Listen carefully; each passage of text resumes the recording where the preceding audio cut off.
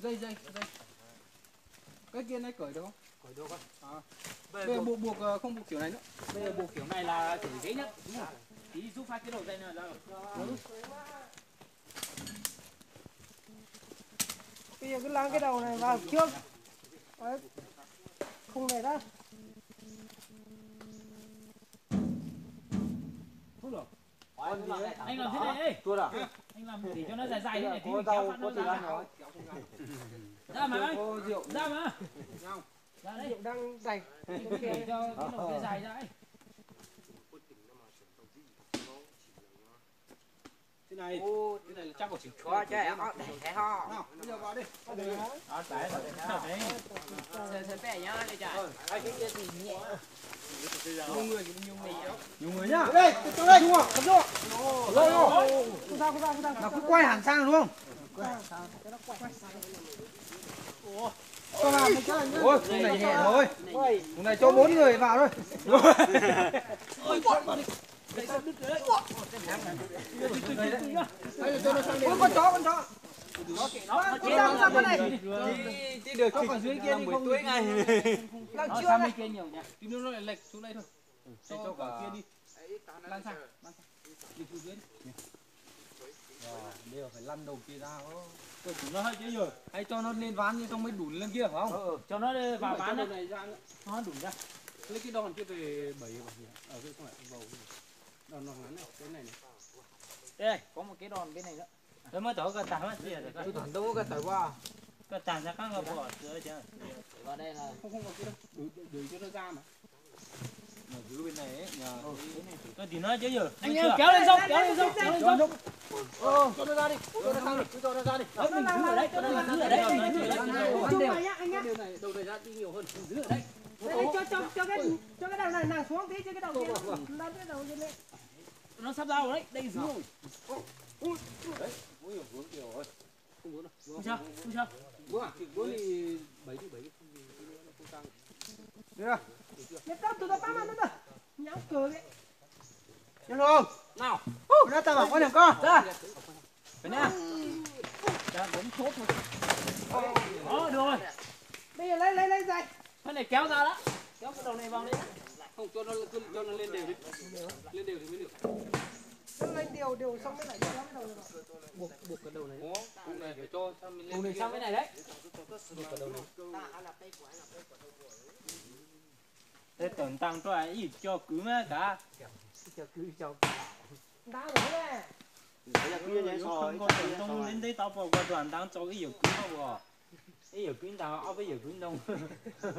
Hả? cái nó là một bảng này, nó tỏ này. Cho tao lại. Khơi tưởng lên đấy là mới được rồi kia đâu, tưởng nó tử ra. Lấy cục dưới kia nữa.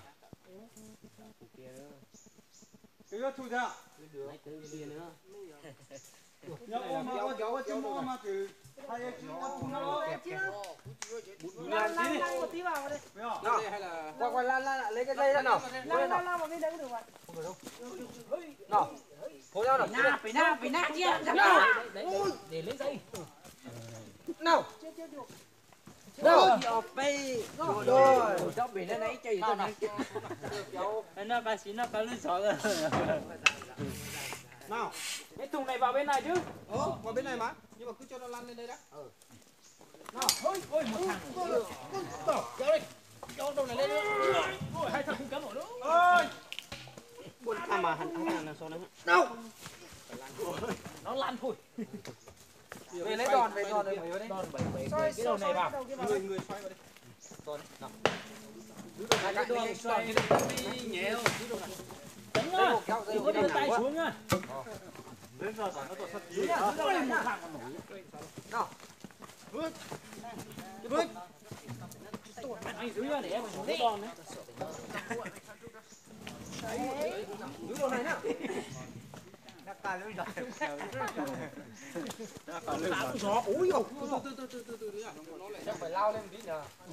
Đùng lên. sang kia đi. Lên tí nữa. Bây giờ lấy cái cảnh kia. Bây giờ tụi mình có được khẩu nữa nó mà. Cái này yếu quá. Cái tụi có được khẩu dài to ấy. To này. Lâu cái đó. Dân na để đây vào đây. Hả? Đây. Ấy chơi lấy một cái đòn đi đẩy đi cái ra. Rồi nó hút à. Rồi đặt xong rồi là. Đây kìa, cây đằng sau kìa. Cây đây. Rút cây kia. Không một cái đấy có một cái nào ha. Ui ta. Nhớ chú tòa ha bên này nó. Mới cái chuối ấy chỉ. Cho vào đây. Không hỏi xuống đẩy nó lên đấy. Đẩy lên đấy. Đổ bêu nữa thôi, cái gì ơi. Nhanh bây giờ là công sức của con tàu hen làm cái khúc. Quên thay đảo tua. Thay đảo tua bây giờ. Cho một tờ hết. Nào, Lên đi. một mình Đủ lên đây. Đâu? Thằng nhà kẹp tay cái kia. Không lên đâu. Cái con chó nó còn nằm đấy này chờ mà. Đây này. Lên nhá. Đấy mà là cái chuột. Hey. Lên nó không. Ơi. Tí điều con này làm chưa nhá. Tao có phong chúng mà sẽ có bát là lấy. Đấy nó xoay dần đi. Xoay dần đi cho nó nhẹ. Xoay dừng cho nó nhẹ một tí. Ra tập từ hướng này à? Để cho nó lên. Mình ngỏ to chỉ cần dễ phí. Chú tụi luôn đắp bé ha. Chưa được, phải cho nó ra lên kia nữa. Bây giờ đuổi đi một tí đi à? Đuổi đi một tí nữa. Phải đuổi nó sang kia. Nhiều người về nâng đầu này lên xong là đủ đi. Vừa nâng vừa đún. Nâng lên được mà nhấc tay lên mà nhiều người. Cái đoạn này phải ra sang bên này. Nhiều người nhấc. Nào nhấc. Nào vào đây hết đi. Nào. Ui. Đưa đều rồi. Cái này là nâng được. Không muốn cầm bữa tối. Lấy cái dây đây, lấy cái dây. Đây. Mà nào. Lấy dây con đi. Để cho nó được sức ấy. Một người cầm bên kia, một người cầm bên này. Đấy, nào vào đầu này đi. Lấy cái dây được mà nhỉ? Tua tàu hết đấy, nào đây cầm tay đi. Nâng lên này. Hay là đuổi nó đi một tí à? Đún nó đi mà. Cứ lao một tí nữa. Cứ lao cái đầu kia lên một tí. Nào. Đủ đi đi. Nào. Xoay quá. Xoay. Sao lại em phải vẳng lại là? Cho cắt. Bây giờ phải lấy cái đoàn Ở đây. không đuổi được, bây giờ không có chỗ nào đuổi chứ. Đòn tay được, dùng tay. Đòn ở đây được ấy. Ở đây xong là Ở đây ấy. nào nhấc lên nó mới nhẹ. Bây giờ cứ đi tụi tập bảo tôi cái này nhá. Đánh nào, cái chân nhá. Bây giờ đuổi nhá. Nào. Nào. Nào. Lấy cái cục này đi. Nào, đúng đi nào. Ơi. Nâng lên đi. Nâng lên. Nâng cái này lên nhá. Nâng lên đi. Nào. Đi nữa đi. Nào. Cái nào mới xong không được, tán anh sẽ tăng nó luôn. Ơi. Thả cái đầu xuống đi. Thả cái đầu xuống. Nào, mình chân đi chân lăn. Tí tổ. Nó cũng lăn. Nâng lên đi. Chắc đâm vào kia mà. Đâm vào đây rồi. Đâm vào đây mình không được lên. Xoay nó xuống lại. Để đuổi nó đi kia. Rồi, lên đi. Thả đầu xuống. Nâng lên đi. Lên đi. Đều nhiều người. Đây, nào, đún nào. Đún nào. Nào, đún nào. Ở đấy. Nâng dính nhá. Rồi, thế này được rồi. Chưa? Rồi, khó. Nhiều cái. Nó cắm vào tập đó. Từ từ. Chứ mà là Nó mà tối chùa. Tối này tao cái cao này đi. cái này lên. Bây giờ phải cho cái đầu này trước. Không là thì nó làm bên kia luôn. Bây giờ phải tối chùa xong cái đầu kia lên. Đây đầu này xuống. Cái đầu kia lên. Nhưng mà tí đủ lên hòa. Phải cho cái kia thở dốc. Cho đủ sắp rồi. Bây giờ cho cái đầu vào đây trước nhỉ. Làm nào? Giữ bên kia nha. Cho lên à? Cho lên đi. Cho lên đi. Đấy, rồi. Cho lên đi. Rồi xoay ra đây. Bây giờ Xoay lại. Ấn giữ cái đầu này xong nào. Đây. Đấy nhá. nào, đi nào.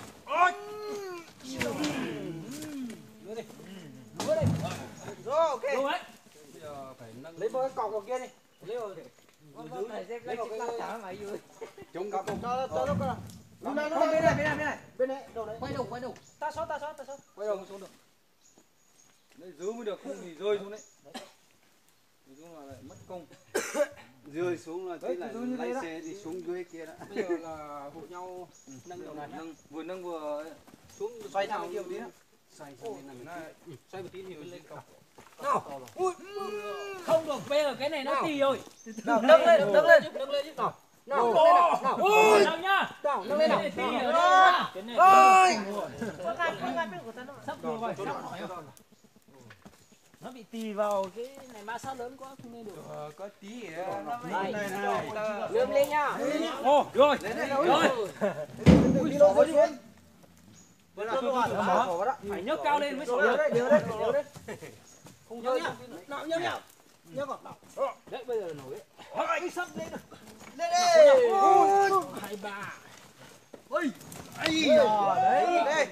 Xỏ một cây dưới đi. Cây xuống. Thế nhá. Đứng nhá. Lên cái dây này bột vào Đứng nhá, giữ cái này. Thầy Cho cái này vào đầu đi. Cho cái này vào đầu xong đuổi lên.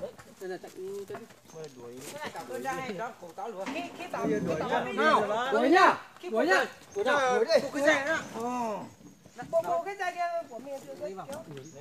Mong một xe. Đây. Kéo đây. Làm mấy Cao đuổi đâu. Ôi. Lên đây leo nè. Làm lấy tao à. Lên đây. làm lấy gì nhau Cái phát cái kim này. Hai chiêu. Tôi sang hú tôi làm sao? không Chưa. Tôi làm sao? Không tuột ở đâu. Tuột đâu mà. Ôi. Mày chơi lẹ. không phải đâu. Về nó không ngang bằng với cái thùng Nó ngỏ. cái kia tì nhiều quá ma sát lớn. Nào. Phải cho nó Làm phát nào. Đây. đấy đá nó đáp vào. Là quay nó xoay nó sang bên này một tí rồi nó. Xuống đông ngỏ với tôi là. Bây giờ cái đầu này phải nhấc cao Đây lên. nó tí cái tao rồi. Nào bây giờ đi đấy. Nào. Đi. Nào. Đi đâu? Nào đi nào. Nào. Đi đây. Đi kia đâu. Dạ. Ơi. Nhẹ thôi mà nhỉ. Đúng rồi nhưng mà tì mà nó không ngang bằng với cái thùng ấy. Nó kia ở dưới này. Cái tì với cái cạnh thùng cái Cạnh thùng là sao? Không. Lên đây cái nó cắm rồi. Cắn à? Lấy cái cọc đây. Là cái cục. Lấy cọc. Ôi. Lấy cái cọc dưới. Bây giờ mới có đấy. Bây giờ phải từ Không từ. ơi. Rồi để đấy rồi. Bây giờ Bây giờ thì làm thế nào? giảm massage rồi. Cái này hơi nâng này đi. Cầm một thôi. Từ nhá. Chung chúng ta cùng anh chi ha. Bây cái đầu này phải sang bên này là được rồi. Phải nâng lên thôi.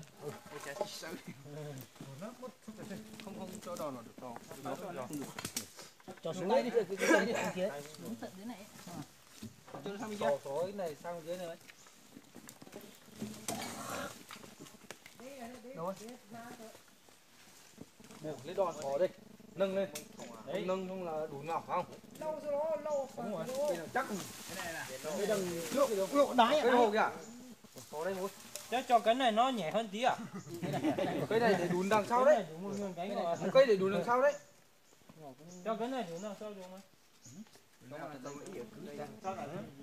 Cái kia nặng mà. Cái này còn Mấy thằng sau nó. lấy tí à? Khó cởi đấy. Nay số một lâu nó. Đấy một người đùn vào đằng sau. Ồ chơi được cứ rồi đúng không? Nào nâng xem nào. Bỏ vai đi.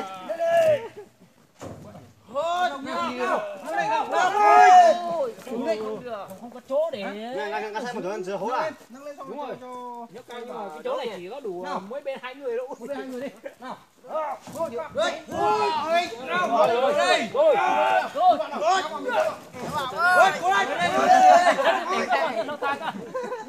Chân lo nhưng không phải lại phải ngồi đến múa lại. Lên một tí là tuột ra à?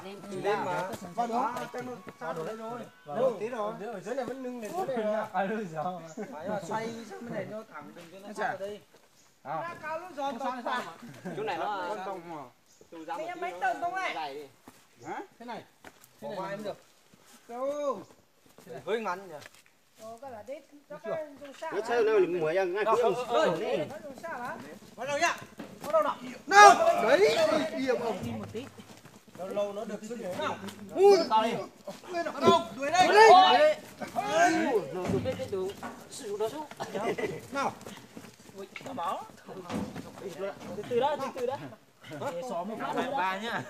Thôi chia ra đi nhỉ. như con Cho cái này xuống ra. Dạ cái này nặng. Rồi. Cái kia xuống thì nó Từ từ nhá. Nhớ lên. xuống Cao lên đi. nào cho lên đi cậu rồi Rồi đấy. Cho Cái này phải buông tao buông lại đi. dài quá phải không? sâu à, cái này cao. Hay là dùng tay đi. Tay không có sức đúng. Nhưng mà cho vào mà bằng người ấy. Đây nó không nặng mấy. Nhưng mà vẫn phải nâng lên tí nó vào. Nâng được tí thì đưa nó. Nó bằng cái thùng nó đi nhanh mà, nhưng mà bây giờ không bằng cái thùng nó bị. Có nhiều người nâng lên đi, xong là đủ vào đi. Tay vũ mà. Tao cứ rồi kìa coi xích Tay được chưa? Ngắn này người họ đấy ở anh em bảo nó tiếng là Nó áo tuần tăng cá, áo tuần tăng ấy cứ nó áo tuần áo tuần tăng ấy. cứ từ Dây lọ lại. Dây này đây. Thâu tùng cái gì này. Tao đủ. Ngắn một tí này. Nãy mà cho nó sát ngoài nhỉ. Cho nó tao mà tao giữ ôi thằng đi. ở đây yang tao san rồi bên này keo đó muốn nó mổ lại chả đi Thâu tùng ra có vẫn được. thâu từ nào có anh từ bé lâu mà mổ lại ngoài mù la những con Chia từ nó từ hú, từ hú. Sau từ hú thì toàn nó bông hú hay là tao chỉ nói tủ ở đấy tí tí toàn nó chứ này. Từ mấy chú con. từ mấy chú luôn quá ha Bây giờ vào đấy, lên đấy. tốt rồi từ này nhá thâu tủ Nào, về đây. Nào, về đây. Ai chút bỏ lên đây. dưới rồi nhá An toàn là bây giờ cao rồi. Nào. Ôi. Nào. Ôi trời. Đi. Không cho xuống nữa. Không sợ bây giờ xuống nó không sợ. Nó không đi đâu được rồi. sao lại tới đây không người đi thôi Đẩy đấy, để đấy. Đây tháo dây ra. Tháo dây. Coi đi. Giờ chết trở lại rồi. Con này luôn được cả. Để giờ coi mình sợ. Không bằng mà con kiến con người ấy. Không đơn giản. có xíu tạch mặt nhá đây mà Cái này nếu mà cắt ra chia ra thì mỗi người kiêng một cục thì dễ đâu nhỉ. Cắt nhẹ thôi. Cái này mà cắt ra cho bằng này người mỗi người một cục này. Sách lấy thôi nhỉ. Cắt thế này mới thằng 30 cân. Đưa đuổi vào thôi. Bước dây không? Dây bỏ hết rồi. Lấy dây ra hết không tí kẹp. Đuổi vào đây. Nằm đủ đấy. Tránh nhá, cái nhá. Lấy cục. Nhẹ nhẹ đấy nhá. Nó đấy cái này. Mà chống vào đây không? Chống đấy mà. Chống ấy. Chống ấy tí nữa lại lan ra. Đây. Nó lan ra ngoài này thì mình với nó đấy. Không có. Đầu này xem nào. Hay là đầu này? Đầu kia chỉ từ tán lâu dừng gầy hết mà. Đầu này xuống được. từ to cho Lâu Đây, cho vào đi. vào không có dây. Vào mà. Nào. Nào, 1 2 3. Hai con nào. Vào đi. Nào ơi. Nào. Ôi, mày. Thôi. Ôi giời. Để thế mình này. Phát nữa. Nó bị kẹp cái này nó cắt vào nhé. Nào. Dùng cái đòn chưa cẩn thận nhá, cái tay. ôi Đến chưa? Chưa. Tí nữa. Lúc này nào, vào nữa đi. Nó vào hết rồi. Rồi. Rồi. Tí nữa cho nó Tí nữa đi. Trước kia à? Rồi cho nó kịch đi. Cho nó kịch con nặng đấy. để cái sang là Đi là khó đi đấy. nó là thôi cái thôi chứ Đi xe trốn ra là kịch ấy. Rồi phải tiến đi nhỉ. nó lại coi như là cho nó ra. Tiến một tí trong Không khui mà cho nó ra, không khui mà cho nó ra. chỗ cục này thì cục nổi. Cho xe xuống đến kia xong mình lại lăn xuống hả? bây giờ chắc phải cho tấn này vào cái cục này đây có mất rồi Cháu cho máy nước ngoài chúng tôi chê hai. Ta sẽ tỏ lại nó tỏ nhỏ. Đây nó phải đây trên cái này này. Bây giờ là cái đoàn này không để được đây đâu. Đoàn này chắc không để được đây đâu. Để đồ Có vào được nhỉ? vào được đâu. Vậy nó phải đằng nào cũng phải lên cái giữa rãnh này đấy. Cái đó tại rồi đây luôn. Cho hai miếng kia vào đây xong rồi nó lại bỏ lên trên này cũng được mà.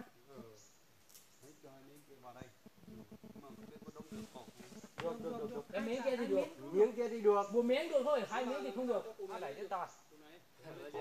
Khó. Cho cái cùn này đi trước nhá. Bây giờ đánh luôn kia.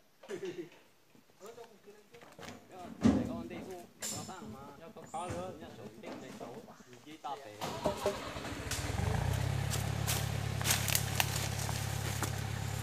Đâu rồi, cái đó chứ còn sợ đó. Đây rồi. Ngủ đây. Đây rồi.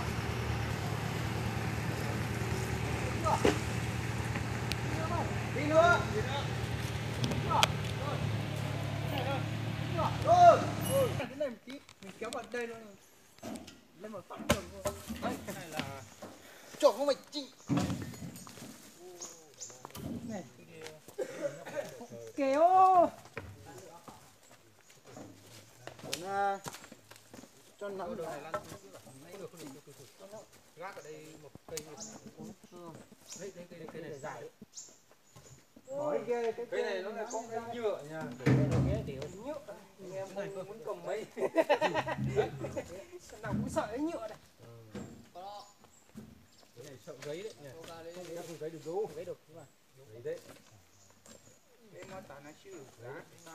Nặng lắm. Chó này cám sống nữa rồi. Đâu?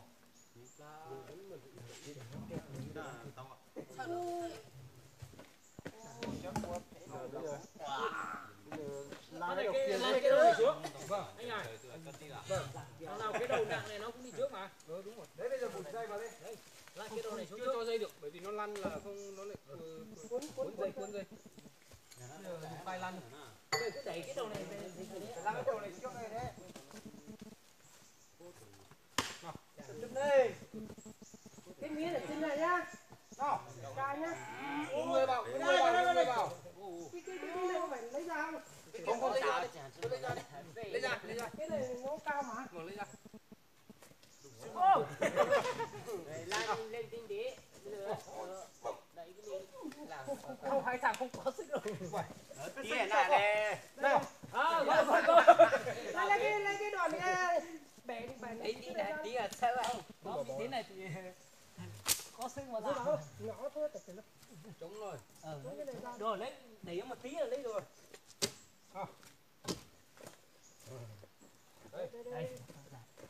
Đây được cho phết sâu nữa. Đây. Đánh nhá. Cái này nhá. Giữ cái đầu này kia đây. Cứ cho nó xuống này cái đầu này. Rồi. Bây đẩy đảo cái đầu ấy. Đảo xuống. Cái chảo không có cả này. Cả lượng dầu. Dây đi. Tròn thì Cái dây kéo này. Dây kéo đi được.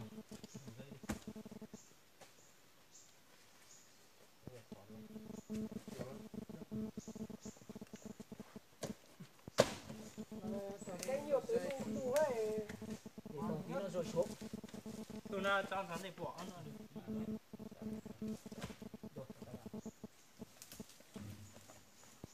Đây. Nó đi bên ấy. Nào, dùng tay. Đấy, từ nhá. Chắc phải cho nó lên đều đi. Mà sao lên đấy? Lên đều đi. Chắc buộc dây bên này nữa à? Cho một dây bên đấy á. Đấy đấy. Dây bên kia đi. Cho nó điều lên. Đấy thì ta. mấy số con ở Thế nhỉ. Cho máy xúc lên đấy. Máy xúc lên này. Cung này máy chắc cũng không lên. Nặng lắm, nặng đấy. Nhưng mà nó lại nâng một đầu. Nâng dần thì được. Còn bụng đầu bụng chắc Máy to kia vừa. Máy còn chẳng tới. Máy to chắc không được. máy cường đang tổ có rất là dân. Cái là máy Máy tổ đào đường đi. Đây. Trời chuyên can thiệp cho conเอาเลยเดี๋ยวเนี่ย Qua mỗi lần cũng một phải đăng ký là có cái toàn càng Cái kia thì thoải mái. Nó con từ đây nó là nó từ chi cho rồi chả này. Nào thế nào nhỉ? cho một tí nó kêu vào đây để kêu một tí đây để cho nó đi Cái này đã lên là Ui là đánh cái này. không thì đầu này nó sẽ đảo thôi. lao xuống đấy. Đấy. Cái chỗ kia thấp hơn đây tí nhưng mà phải giữ chắc ấy. Không giữ chắc thì nó lăn xuống đấy. Đấy, được rồi. Nào. Cái chỗ ở dưới kia cẩn thận nhá. Nào. Lâu hết là lâu luôn. Đấy, nó lăn xuống đấy. Kéo đi. Đấy. Nào. Đó, cái đầu này nó phải đi từ từ. Nữa kéo dây đấy. Lên bên này nữa, Lên lên lên hộp. Lên hộp. cái đầu này quật ra đấy. Đầu kia trơn quá, đầu kia. Lên hộp, kéo dây, lên hộp, kéo dây đi. Nó đúng đầu này, tủ đầu này ấy, đầu kia dưới nhá. Lên trước, tí cô xuống dưới đấy. Chắc phải đủ đâu này trước thôi. Đùn đầu lên trước thôi. Đầu kia trước thì nó cũng xô xuống hết đây. Phải đều nhau thôi. Đều nhau thôi. Tan trả lại. Tí nó Cái này là sau đây, cái này tí mình Bắt đầu cắt sướng đâu đây, chứ đâu đây. Bắt đầu cắt dưới cái trên và cái đầu kia trước. Thế nào? Cứ bằng nhau thôi, bây giờ đủ hai cái đầu lên đều ấy. Thể đều bằng nhau. Lên đều ấy. không kêu đâu mà tí nó đi dưới thì Đi dưới thì hắn đẩy cái xe xuống. Bây giờ cái xe nó làm mệt thôi. đêm tí không nhỉ? Để thế này làm cao Từ hơn từ tí cái đấy. đầu này nó chơi đấy. Ôi tụt. Ôi, ta bé tao tụi chị ta chỉ tay rồi. đi buộc cái đầu dây này. Thầy giống mà Chẳng là giống mà lúc bỏ dài đây tôi nói tầm cái mảng lên của ta có bạn đụt ra con lưng được nâng được mà mệt nâng cũng thôi nhỏ cho đi lo thời gì trước thầy đó phụ. trên sát tôi đấy Rồi. cho không xuống nữa Đây. mình cho đầu này vào lên nhiều một tí Rồi, cho đầu kia tập trung vào đầu này nhiều nào Đi nào. đó lên đi Bao lên nào. Lên đầu này với nhá. Mang lên đi. Hai trăm không một đâu. ôi Đầu này xong rồi đấy. người lắm Đầu này á. Nhớ tập bắt đầu tập thử. Đầu tiên nào lăn lên Cái nào này ấy. sao kéo đây chưa đâu Đầu này xong rồi đấy. cái đầu kia lên tí không không có người kéo dây không lên đâu cái đầu trên Lên kia lên. Tập tới lên, tập cái xe bay, À cái tròn. đâu đây buộc vào cho tí nữa Giữ đấy nhá. nào kéo nào lên đi đấy giữ đầu dưới nhá Nào lên nhá. Ôi, từ từ nhá. Cái đầu nhá. dây không lên được. Đây nó tì vào cái đống cọc rồi.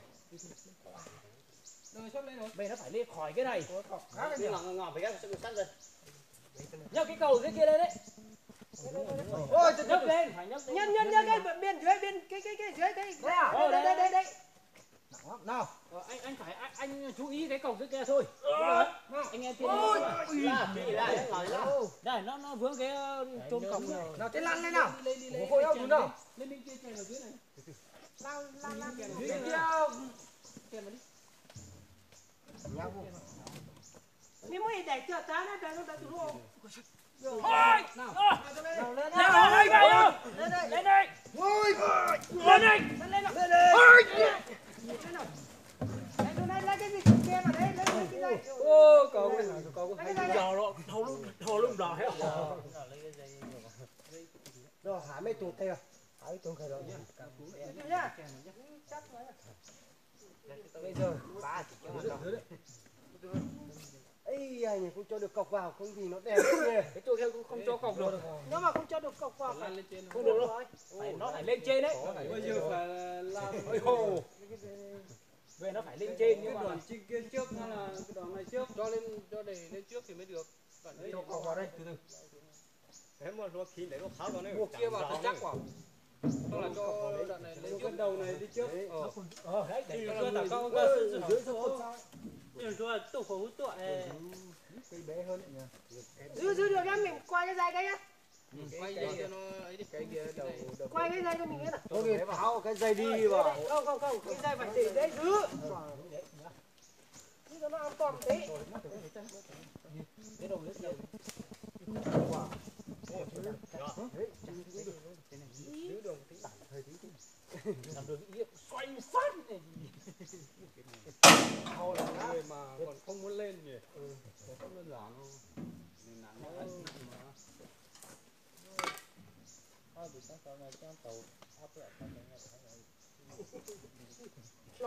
Lâu rồi đó.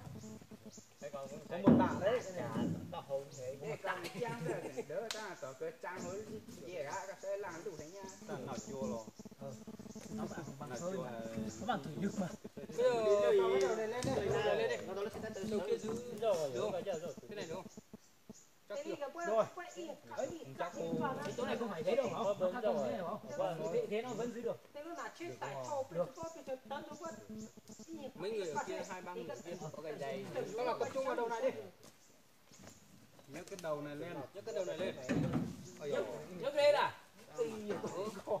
Hay là có cái gì mà khinh chắc bộ vào đây khinh nó chả nhẹ hơn à?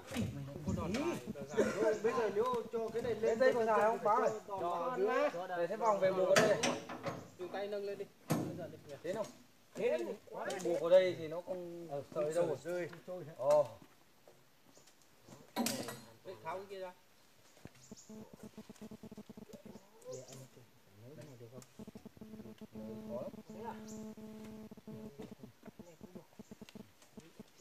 Đấy. Ôi, buộc vào. Có đế kêu. Quá đế rồi. Ôi, thế này thì có mà Chạy được đâu. không nâng được. Buộc vào. Không nâng được gì cho cái dây cho tí này đi ấy. Đấy. Bất sức với trong kia một người dưới này thì Chắc là thế này. tí người. Bây giờ lấy đòn vào kia, khiêng nhấc lên mới lên. Không. Dùng tay Có một phần treo đây, có một phần nhấc lên. Đúng rồi. Để cho đầu này nó lên. Đúng rồi. Nào, dấm ra đằng ngọn đấy đi. Rồi, nào thì nó được. Đầu xe nào?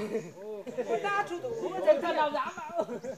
Dấm lên được mà, không sợ Được mà, nhưng mà cái kia không có gì. Đúng đấy. Nào, lên nào. Ôi, lên nào. Ôi, lên nào. Có cái đòn cơ. lên đòn đấy. Có cái đòn khen cơ.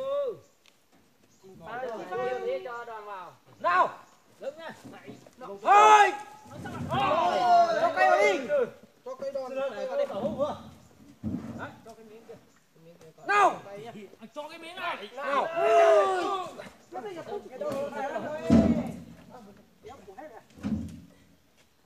Tí nữa nhỉ. Giờ nhìn một tí đấy. Cho tôi rồi tẩy số rồi. Đấy. Có cây sỏ đây. Bây giờ cho cây đây đi nhỉ. Cho cây đây. Cho cây quay đây. Cho cái quay Đây. Có cần cây ở dưới kia cần cây không? Cho cái này nó phải cho đầu kia lên thì mới lên được. Đây. À, Yeah.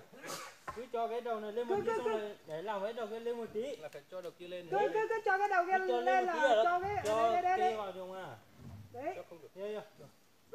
cho xong cái kia lên là lấy cái dây kia đúng rồi cột kia đấy Đầu này lên một tí, đầu kia lên một tí là dùng mà. đấy xong là lại cho dây dưới vào cái cột kia làm để Cái chỗ này đẩy lên nhá. Đẩy nhá. Đẩy lên. Cái chỗ này ấy, chỗ này nhiều người đó. kéo dây Dây đi. lên nào Chỗ này Buộc cọc lên. Buộc cọc lên. Con luật sự tặng con. Lên đây. đây, xuống đây. Không được cái cọc kia đâu. Bây giờ bên này ít người. Không được bỏ nhá bây giờ á. Không bỏ nhá. Đâu. Lên.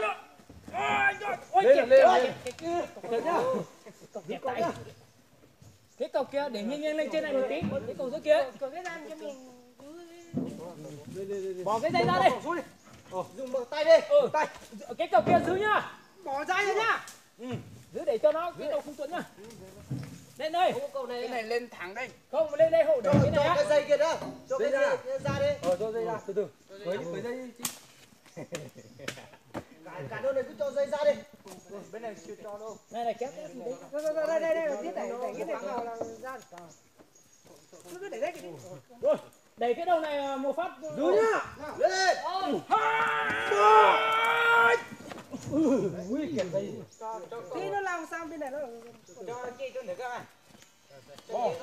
thằng này là Vừa xuống cái lông gọi điện rồi.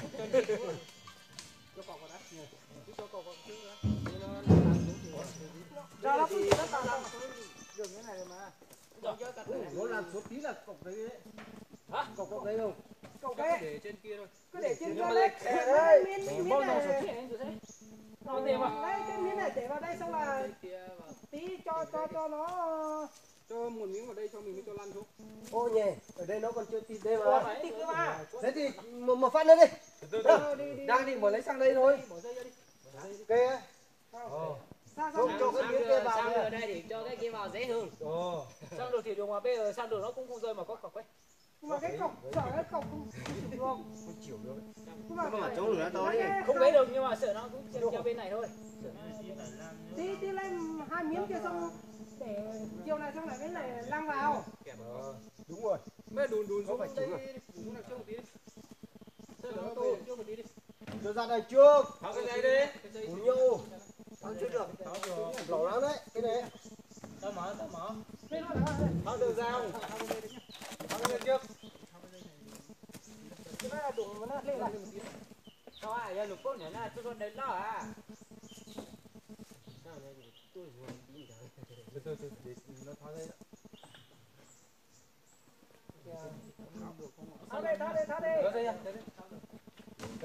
Cái này chưa được. Được. Cái này tí nữa đổ đây là nó Cái bên kia phải không? tuột vào cái này. Đẩy ra bên này.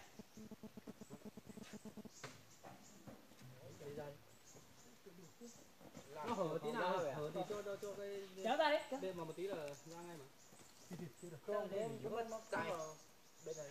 Từ nhá, Đó, chân nhá. Nó lăn được trước.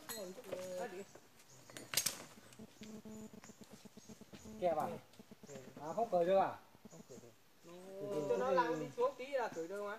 Nó coi nhau hú sao hú bây giờ. Đúng rồi, nhân nhân tỏ. Giá thâu tụi nó tỏ ca đi. Bỏ cái kia ra đi, bỏ cái này đi rồi.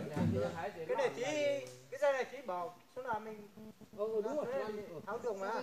Kẹp được cái đệm như hết ra, đùn sang lại chơi đi. Đuổi đến mình chơi. Đuổi đi. Đuổi của má. Đến rồi. Tí nữa. Có cây nữa Rồi, nhiều quá đấy. Đùn lại đấy. Không lăn được. Nó chứ dễ dâu mà. đây là nó rất nắng. Đâu chỗ biên này miếng kia vào. Cho đây phải không? bây giờ phải Bỏ cái kia ra đi. lấy ra nhá. Bây giờ phải cắt ra đôi. Không rút ra được, rút ra được. Đó, Đừng cắt. Cho nó ra nó mới chắc. Số ngõ này nó đặt cho mày à? Đúng rồi. Ít đặt cho nó tao biết tao là. Cho dấu hú tao à. Hết chú ta rồi. Nắm qua đây, nó Đó, xe hít là to chẳng. Cái lâu chẳng kìa. Nào, bây giờ hộ nhau khiêng vào. Bỏ cái đòn này ra đã, phải không? Bỏ cái này ra. Cho vào. cho miếng này vào. Làm thế nào cho vào thì miếng kia. Nó sẽ đẩy lâu chẳng kìa. Dân ra nó không đi.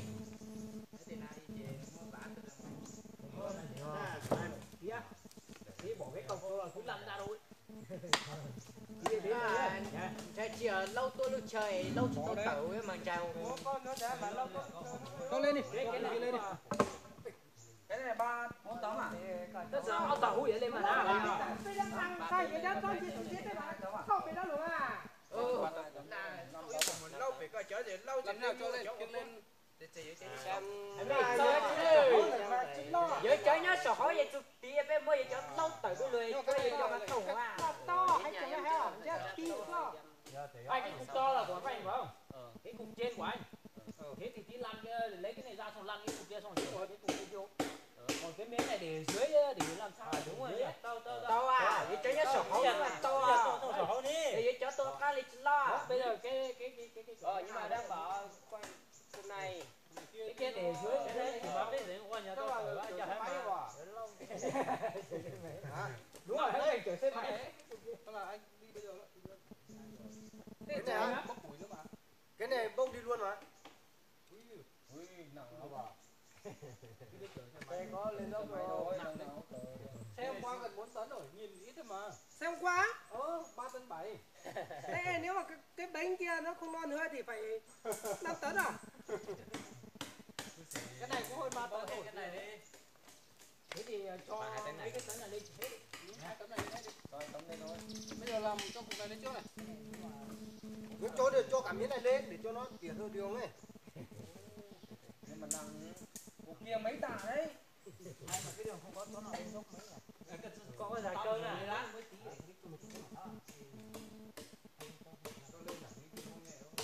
Nó là của thùng à.